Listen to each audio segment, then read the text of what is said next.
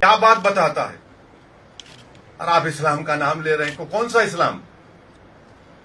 آپ پہلگام میں آپ تھوڑی دیر کے لیے سوچئے کہ عورتوں کو الگ کرنا، بچوں کو الگ کر کے کلمہ پڑھو تم ہندو ہو یا مسلم، گولی ماریں گے. مانے جو لوگ بچ گئے وہ زندگی بھر کا زخم اپنے ساتھ لے کے جئیں گے وہ لوگ. اب ہوتے کون ہیں کرنے والے؟ یہ اسلام اور نام لے کر جنگ نہیں کر رہے ہیں، یہ صرف بھارت کو ہمیشہ پریشان کرنے کے لیے 75 سال سے حرکتیں کر رہے ہیں. جو شریر تھے وہ توڑے ملک کو، جو امن پسند تھے اس ملک میں رہ گئے. تو ان کا یہ بار بار اسلام تمہارے پاس کیا ہے بابا؟ ہمارے پاس اللہ کے رسول صلی اللہ علیہ وسلم کا عاشق احمد رضا یہاں پر ہے، ہمارے پاس خواجہ ہندل ولی ہے. ہر بار تم تو اچھا بھیک منگے ہیں یہ لوگ، یقین بنو افیشیل بھیک منگے ہیں پاکستانی. IMF سے لون لے رہے جا کے $1 بلین کا. آپ 75 سال سے آپ نے کیا کیا؟ کس نے آپ کو مجبور کیا IMF کا لون لینے کے لیے؟ اور افسوس کی بات یہ ہے کہ IMF کا لون لے رہے ہیں اور یہ یہ انٹرنیشنل مانیٹری فنڈ نہیں، یہ انٹرنیشنل ملیٹنٹ فنڈ دے رہے ہیں پاکستان کو، استعمال کریں گے. اب آپ دیکھیے یہ USA ہے، جرمنی ہے، جاپان ہے، کیسا ہے لوگ اس کو اگری کر رہے ہیں؟ جبکہ ہماری زمین پر، ہمارے گھروں پر، ہمارے سپاہیوں پر حملے ہو رہے ہیں اور ان کو 1 بلین کا لون ملا رہا ہے. تم حکومت تم چلانا تو دور کی بات، تم کو اکانومی چلانا نہیں آتا تمہارے کو. کیا ہے تمہارے پاس؟ وہاں سے بیٹھ کے آپ بول رہے اسلام یہ اسلام وہ، کوئی کچھ نہیں ہے. یہ صرف ان کی جارحانہ غلط پالیسی ہے. یہاں پر امن کو بگاڑنے کے لیے، یہاں پر ہندو اور مسلمانوں میں نفاق پیدا کرنے کے لیے، اور ان کو یہ بات پسند نہیں آتی. آپ اندازہ لگائیے کہ بھاولپور اور مریدکی میں حملہ ہوا تو جو شخص امریکہ میں ٹیررسٹ ہے، حافظ عبدالرؤف، یہ LAT کے صدر کا بیٹا، وہ نماز جنازہ پڑھا رہا. اس کے پیچھے وہ بینڈ آرگنائزیشن لوگ کھڑے، ان کے پیچھے پاکستان کی فوج کھڑی ہوئی ہے.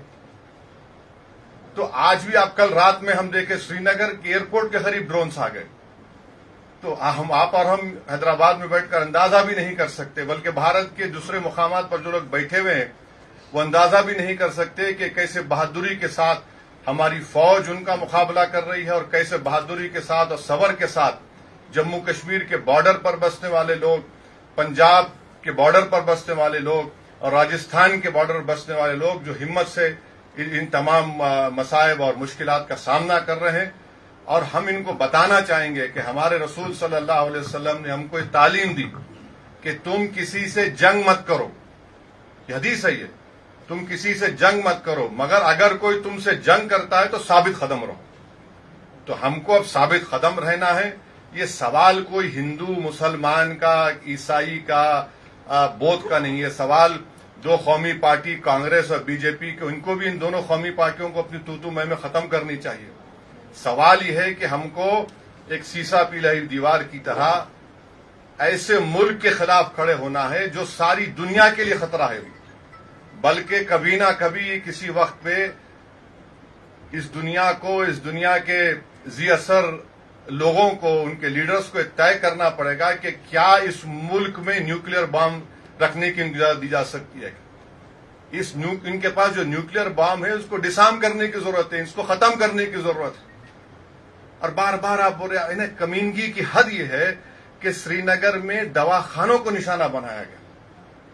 اور یاد رکھیے وہ جو پونچھ کے مولانا کو جو انتقال ہو گیا، جو شہید ہو گئے، ان کو ایک ہندو MLC نے اپنی گاڑی میں بٹھا کر اسپتال پہنچایا. اب یہ اور بات ہے کہ ہمارے گودی میڈیا نے کہہ دیا کہ ارے نہیں وہ مولانا کو، وہ پاکستان کے وہ فلاں تھے.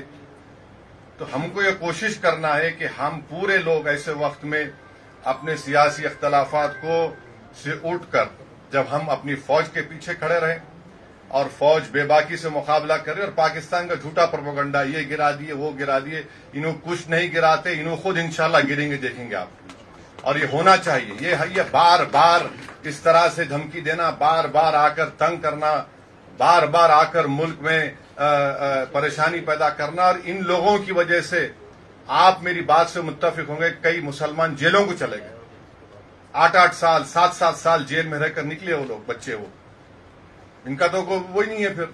تو اس لیے میں سمجھتا ہوں کہ ہم لوگ متحد رہیں، اور جو لوگ شرارت کرنا چاہ رہے ہیں، جو لوگ خواہ یہ نفرت پیدا کرنا چاہ رہے ہیں، وہ بھی باز آئیں.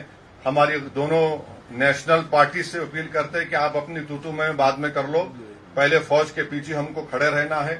اور یہ جو بار بار مداخلت پاکستان کی طرف سے کی جا رہی ہے، ہماری سرکار نے کہہ دیا کہ ہم اپنے انٹینڈڈ آبجیکٹیوز کو حاصل کر لیے.